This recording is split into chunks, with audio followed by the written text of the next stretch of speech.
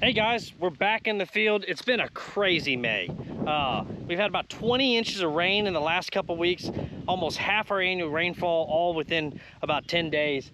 And it has just been slowing us down everywhere. But we're back in the field, water's finally cleared out, so we're out and about checking on our plots. We're gonna hit as many as we can today. We're looking at 3 locations probably, maybe 4, because we have a lot of ground to make up. So stay tuned, hit that like and subscribe button, and we're gonna take a look at some sorghum, some flooded fields, and what to do next.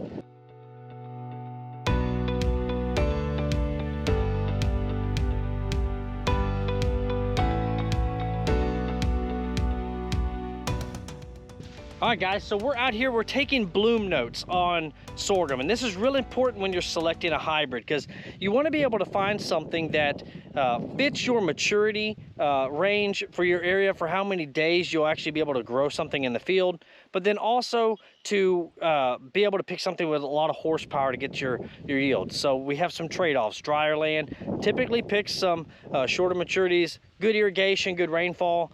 You start getting longer maturities, get more yield. So what we're looking at here, this is a hybrid in our Mexico lineup that we're testing in South Texas. You can tell that by the big exertion out of the flag leaf. We see that right here. It gets very tall and lanky. It's a hybrid that type that they like in that area. Also a lot more closed head. You can see my pin right there. Big elongation of that overall panicle. And that's just kind of the type that is real popular in that area. All right, so every once in a while someone makes a mistake. I'm not exempt from it. And when we get into the field, it's just always kind of a big letdown to kind of see it. We have a block here of hybrids, and for whatever reason, we have some contamination. This contamination likely came from when we sent out the seed. So this is obviously a BMR6 sorghum Sudan grass product, and it somehow got mixed up in the seed whenever we were packing it and shipping it out to our cooperator to plant it. So unfortunately, when we're in the field, we see this, we make a note, and the data point gets tossed because it's not a very good comparison for the rest of the lineup. So unfortunately, it looks like we're going to be able to salvage this plot here, but this right here behind me is going to be tossed out, and so we'll lose that data point. But luckily, we plant a lot of replications in a lot of locations, so we'll be able to find a good comparison for it. We're doing Crossfit in the field. As you can see, it is extremely muddy, and you can even see probably the mosquitoes flying everywhere. Now we're in the upper Gulf Coast of Texas, and we've had about 10 inches of rain in this field alone in the last couple days. Luckily the water's out of it, but mosquitoes are terrible out here. It's just one of the things that we have to do to get through the season, because this is only going to bloom for a couple days, and we have to know exactly when it's half bloom. All right guys, we're gonna get over on the highway and walk on the shoulder because it is so muddy. We gotta get back to our truck. We got about another 100 yards to go with about 20 pounds of mud on our feet.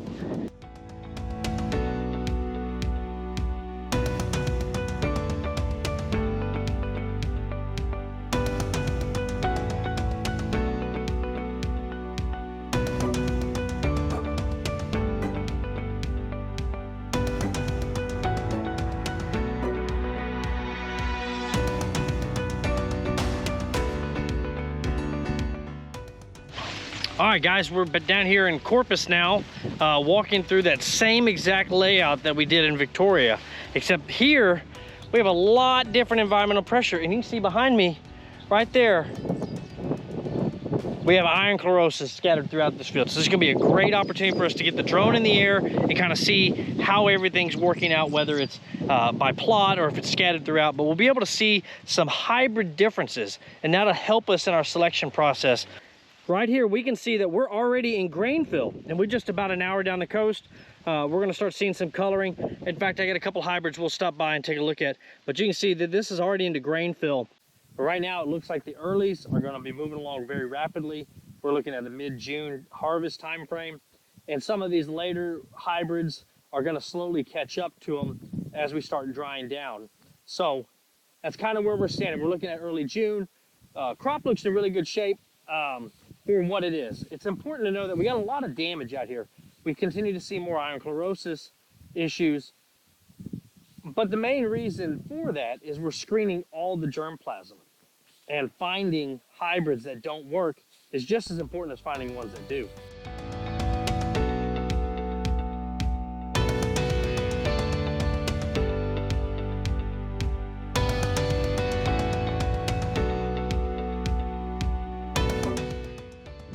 Well, the drone just landed. We're loaded up, heading down the road. Like and subscribe, and we'll be back with more videos of the crop here in the United States.